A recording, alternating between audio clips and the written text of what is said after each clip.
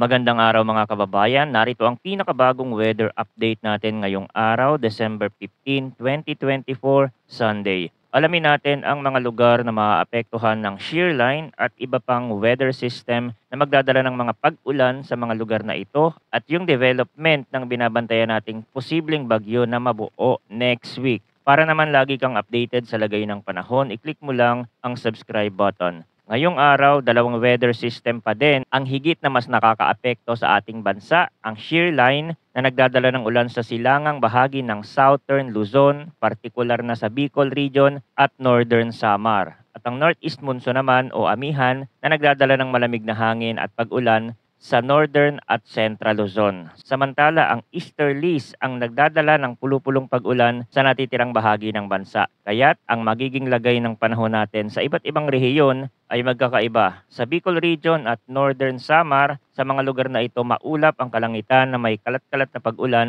at thunderstorm dulot ng shear line. Posibleng magdulot ng flash floods o landslides ang katamtaman hanggang sa malalakas na ulan, mag-ingat lalo na kung nasa flood-prone areas. Sa Cagayan Valley, Cordillera Administrative Region, Aurora at Quezon, magiging maulap ang kalangitan na may mga pag-ulan dulot ng amihan. Sa Metro Manila at iba pang bahagi ng Luzon, bahagyang maulap hanggang maulap ang kalangitan na may paminsan-minsang mahihinang ulan dulot ng amihan. Walang inaasahang malaking epekto mula rito, ngunit magdala pa rin ng payong para sa proteksyon. At sa natitirang bahagi ng bansa, asahan ang bahagyang maulap hanggang maulap na kalangitan na may pulupulong pag-ulan o thunderstorm dulot ng easterlies. Mag-ingat sa posibleng flash floods o landslides kung magkakaroon ng malalakas na thunderstorm. Kung titingnan naman natin yung latest update ng Pag-asa sa tropical cyclone threat potential, dito nila nilalabas yung forecast kung may mabubuo bang low pressure area sa mga susunod na linggo. Sa week 1 by December 13 to 19, TC threat potential is likely. So may katamtaman ang tsansa na may mabuong bagyo over the southeastern boundary of the Philippine Area of Responsibility na gagalaw sa silangan ng Mindanao at Visayas. At sa week 2, December 20 to 26, meron pang isang low pressure area na posibleng mabuo pero mababa ang chance na ma-develop. So kung titingnan natin yung ibang model na ginagamit ng ibang bansa like GFS ng United States, by December 20 nandito na yan